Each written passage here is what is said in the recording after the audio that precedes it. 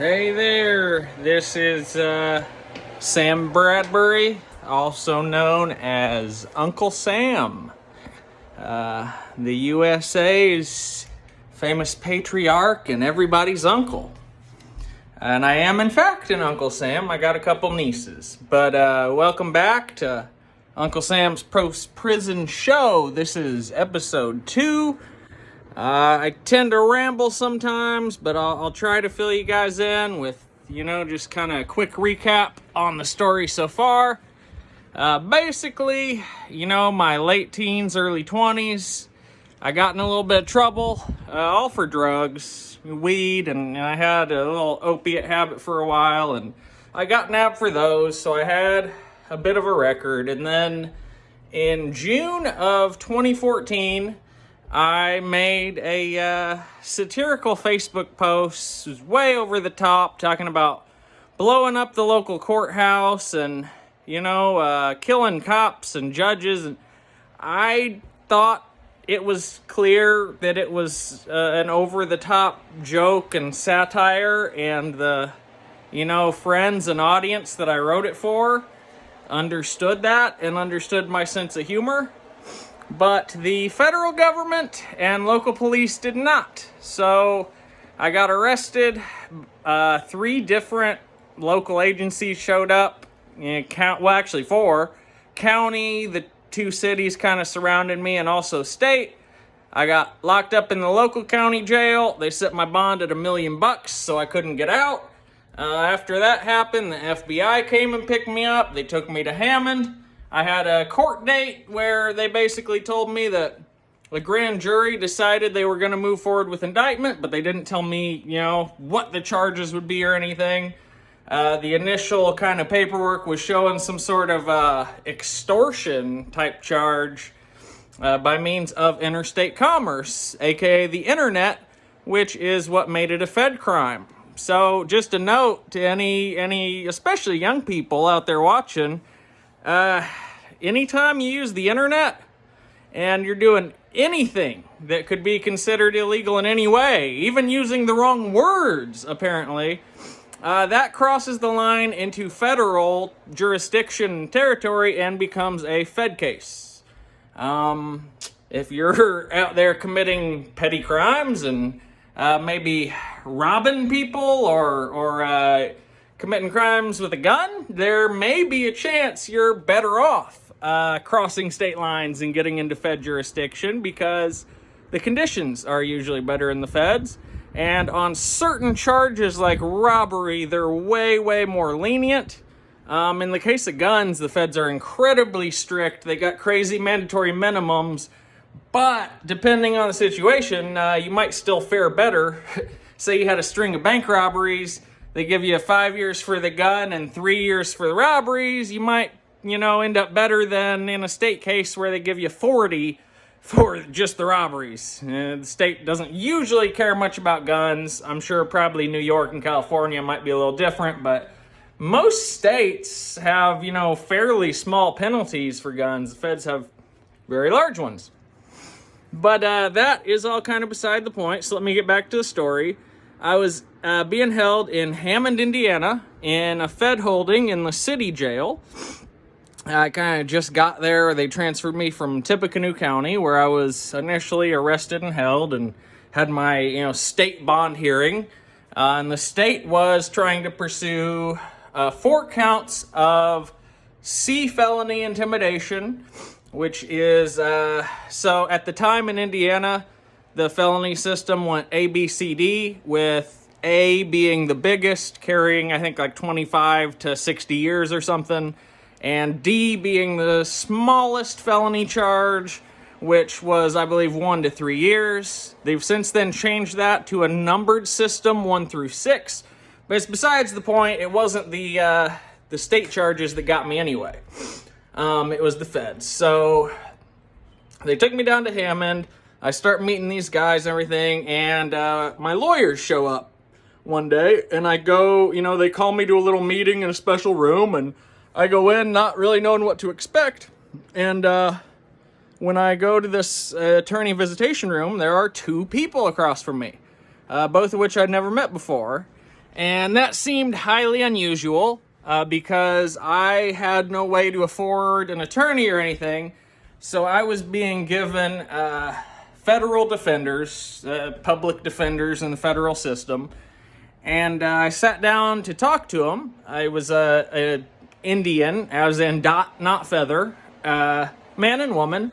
They were both very nice, very charismatic, good-looking young people. Ashwin Kadamanchi was the man, and Vinyanka Prasad was the woman. And they introduced themselves and basically told me that my case had gotten a lot of attention, a lot of interest at the federal defender's office and at the prosecutor's office, that it was already kind of a high-profile case, and there were a lot of questions regarding, constitutionality and, how precedent would be upheld and what kind of standard it would be judged by. And so I was kind of blown away right off the bat. Hey, you got two federal defenders. We both wanted to jump on this case so bad that they went ahead and assigned us both to give you a good defense. And so I thought, well, shit, I haven't heard of that before. And we sit down and talk, and they run through it basically that the feds are bringing charges of threatening the use of fire or explosives by means of interstate commerce, which is, pretty much what it says. Posting a bomb threat on the internet, essentially. And that charge carried up to 10 years. There's no minimum on it or anything, but it's not... Fed charges are a little bit looser so far as statute than a lot of state criminal charges, but they have very specific guidelines that the judges are supposed to follow based upon a combination of the charge and the status of the defendant, meaning their age, past criminal history, likelihood to reoffend, social support network, all sorts of shit. They factor in a lot of things, and they do several interviews and background checks, to figure all that out and determine someone's guidelines. And so I don't know when exactly I first found out, roughly where my guidelines were, but charge carried up to 10 years. We went over that. I was kind of, taken aback. I thought that's, what I'm looking at, 10 years, period.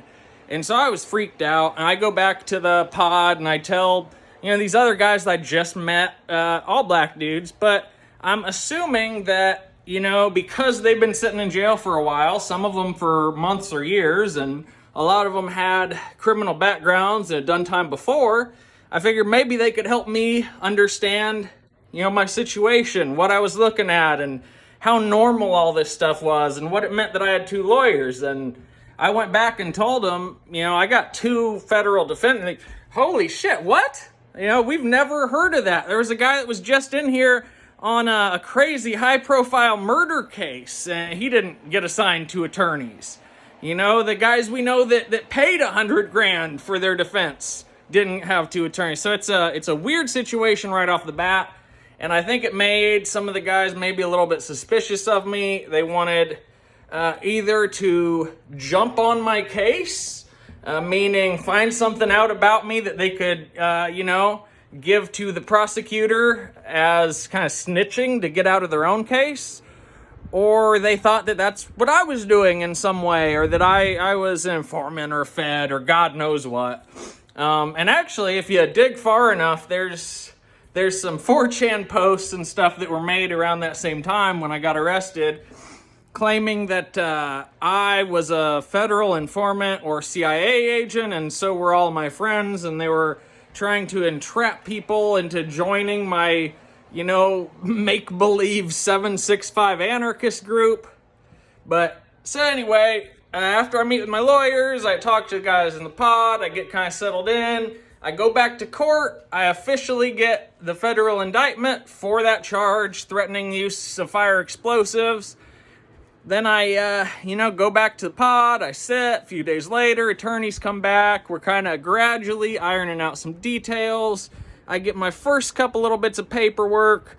I'm starting to get, broken into this jail in Hammond. I'm getting used to it. The guys are starting to accept me as, part of the pod, and I'm learning to play spades with them and shit.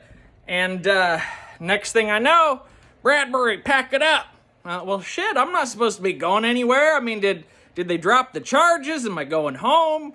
What's going on? And so I try to ask the guy, hey, do you have any idea where I'm going? Am I going to court? Am I coming back? Am I getting released? He says, I can't tell you that. Just pack up your shit. You're not getting released. You're going somewhere else. Well, fuck, what does that mean? So I pack up my shit and go wait, and they take me over back to the federal building where I, go for court and everything. I sit there and wait about an hour, and here comes, a guy in CO cop garb, and I look on his shirt, and, right here, kind of like a gas station attendant or mechanic might have, not as common these days, but it says right there, Lake County, Lake County Correctional Officer, Lake County Sheriff, something like that. And so I realize I'm going to Lake County, where all these guys in Hammond have told me, they witnessed guys get stomped into seizures and beat with the metal, piece off the mop bucket and mop wringer, had their heads split open with trays, guys fighting over Twinkies. I'm thinking, holy shit, I'm not cut out for this. I'm probably the one white guy in this county. I look like a nerd. At the time, I was a lot chubbier, pudgier, softer, just out of shape. It's even worse situation than me today. I'd feel a lot more comfortable going into that situation today, especially having been through it before and knowing what I know now. But at the time, I was terrified. And so also, you got to keep in mind, the time they moved me to Lake County, I'm about maybe 3 or 4 weeks into the whole ordeal. So I've been sitting almost a month. I'm pretty much through the worst of my withdrawal, but I have barely slept this entire time. The first week I was locked up, maybe longer, I didn't sleep at all because I was coming off the Suboxone. I couldn't sleep. I was incredibly tired, covered in sweat, just in pain more than you could imagine, shitting myself 20 times a day. But I was getting through it towards the end of leaving Hammond, about a month in, 3-4 weeks, something like that. And also, the day before they told me to pack up, I had just got my first commissary order. So the one thing I was looking forward to have a little bit of comfort, a little bit of sense that I have my own shit, my own possessions, but gone, because they wouldn't let me take anything with me when I packed up to move to Lake County. So I had to leave. It wasn't much, just 30 or 40 bucks worth of shit, but I had to leave it all behind to the other guys in the pod there, and I didn't mind much. They weren't the greatest guys I ever met, but for the most part, they were nice, and they're human. They needed some shit too. I was just glad I could do something good for, guys who get shit on constantly, who no one seems to do anything good for, who are facing years in prison, and a lot of times not very fairly.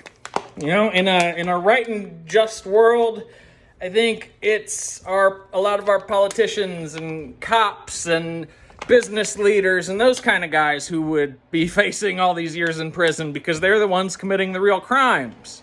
And high up mafioso and Khazarian mob, and a lot of organized crime that, doesn't operate under a banner or a name, at least not one that we would know. But there's a lot of criminal activity in those areas. I'll leave it at that.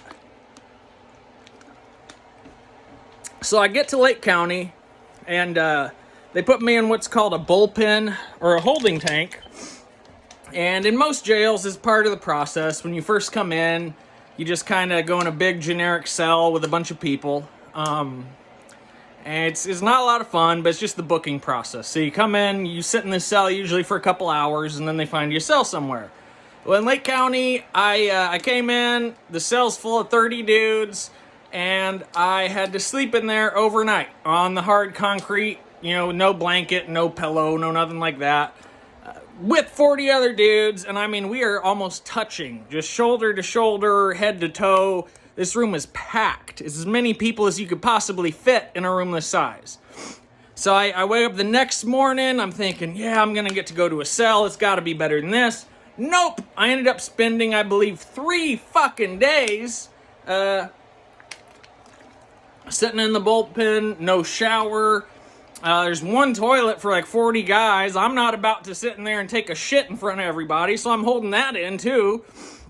And where I go through the booking process, they take a picture and get a fingerprint, and they get all my medical info, and I got to talk to the nurse for a minute, and I let her know, hey, I'm 3 weeks into withdrawal. They didn't give me shit the last place I was at. Can you help me? And she goes kind of, oh my God, I can't believe they didn't give you anything. That's dangerous. There's protocols we're supposed to follow. You should have been given Librium or Valium or something to wean off the benzos, and you would have gotten that here if nothing else. I'll see what I can do. I don't know if I can help you much. And long story short, I ended up being able to get a gabapentin prescription, and that was good news for me because just having something of some sort in my system kind of took the edge off a little, and they were willing to give me 800 milligrams twice a day, which most people probably don't know. That's a pretty good dose. 800 is the largest single dose of gabapentin you can be prescribed. And in jail and prison, those things are kind of a hot commodity. I never sold mine. I tried not to really even tell anybody about it, but it was nice to know that at least I had that if I needed to trade or get some leverage. But I found all that out later. So 3 days in, they finally... me and a group of guys that came in the same time I did, Bradbury, back it up, Jenkins, back it up, and they're getting us all ready, and they march us all in a line. We go down, swap out, our street clothes for Lake County clothes, although I was in fucking Tippecanoe County blues because they hadn't let me change out when I got released from Tippecanoe County. I still, to this day, don't know what happened to my clothes and some of the stuff I got locked up with. But, so I go with this line of dudes, and we get on an elevator, and we're all shackled up, fucking hands, feet, ankle to nut. I mean, we're just chains. And they stop, I think first or second place they stop is outside this big metal door to a pod, and it says on the outside, WA. And that's how the pods are labeled, organized, whatever, in Lake County. There's WA, WB, WC, XA, XB, XZ, ZA, ZB, ZC, and that's the new jail section. I didn't know all that at the time, but I learned. So I walk into WA, and I'm assigned to cell 404. So I look around the pod, I'm just kind of scanning it, and it's kind of shaped like an L. So on one side there's cells, and the back wall there's cells, and then on the other side there's nothing. It's a wall, and there's a door that leads to WB beside us, the next pod over. So I go up to 404, and I'm already expecting the worst. I'm kind of scared, but I've been talking to the guys in the bullpen for the last 2 or 3 days, and they're telling me, yeah, you'll do fine, just don't show fear, just go in there with a stern look on your face, don't mess with anybody, don't start anything, and you'll be fine. They'll treat you all right, and if anybody tries to take anything from you, stick them as hard as you fucking can, show them you're not going to play games, and they'll leave you alone the rest of the time. And so I'm ready to go. I'm scared, but I'm fucking whatever. I'm in it. At this point, there's nothing I can do. This is between me and God. We are on a journey now. And I go in there to cell 404. And there's a big white dude inside. Not much hair, but what he does have, I can tell he's a redhead. Looks like a ginger. He's kind of chubby. He's probably about 6'2", 6'3". Big dude. I walk in. He's just kind of getting out of bed. And I think he might have been in his boxers or something, just kind of getting dressed. And he just starts introducing himself. Says, hey, I'm Red Baron. Nice to meet you. Where are you from? What you in for? And we just start rattling it off. And at first it's a little awkward, but I start to open up. And he shares some of the same experiences I do. And we had, common locations and common stores and just shit about smoking weed and just weird little things we had in common. And, so we hit it off great. And I'm thinking, wow, I got a good cellie. I lucked out. Good dude, and he's huge. Nobody's gonna fuck with this guy. And he starts telling me, yeah, you lucked out. You came to a good cell. There's only a couple of us white guys here on deck, but they're all cool, and I know everybody else too. My brother, used to buy drugs and sell drugs to the head GD here on deck, so we're in good with them. And the guy, down the end of the pod who's running the store and doing all this shit, I used to do business with him on the streets. He knows me real well. He knows my brother. So we're good. And it turned out that stuff really was true. Now, the guy was a little bit of a bullshitter. He wasn't, as cool as I initially, kind of thought just from his story, but he was a good dude, and he really was in pretty good with those guys, and that probably ended up sparing me some fights and maybe even saving my ass a couple times when I'd get into conflicts. And some of these old school guys, some like GD shot callers, a lot of different dudes from a lot of different gangs. I don't want to get into all the politics, all that, but a lot of those dudes would look out for me, for real. Somebody that, because after a while, I had been in the pod longer than just about anybody, and so all the guys that had been there with me knew me, and they knew I had a rightful home kind of amongst this pod, and I was a good member of the community. But, and so, they would look out for me.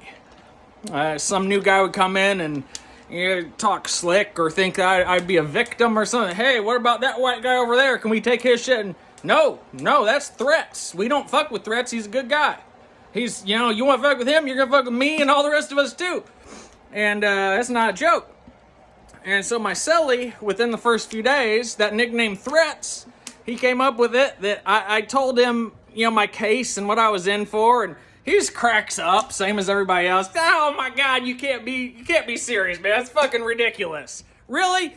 And so he tells me there was a kid he went to high school with that threatened to blow up the high school and got expelled. And I don't know that he faced criminal charges, but it became part of his identity. And I guess they all started calling him Bomb Threat or BT. And so, he goes, I think that's it. I'll call you Bomb Threat. And he goes, no, wait a minute. That's already been done. My other buddy's called Bomb Threat, and it just doesn't roll off the tongue, right? How about Threats?